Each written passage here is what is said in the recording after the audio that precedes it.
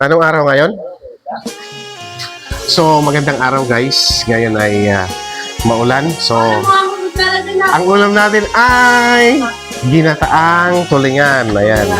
Tapos maraming, anong tawag dito? Pichay. Tapos maraming sili. So, ayan. Tara na. Luto na tayo.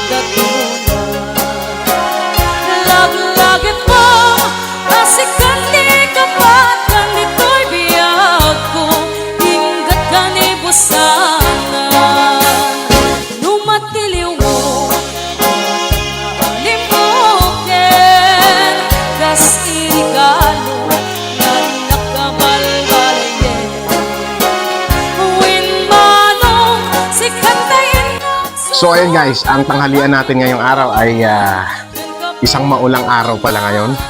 Yan, garlic butter fried rice. At saka, ayan, mainit siya. Ginataang, yun, maanghang, ginataang tulingan. So ayun na guys, kakain na tayo. Nasaan na ba yung mga kasama ko dito sa bahay?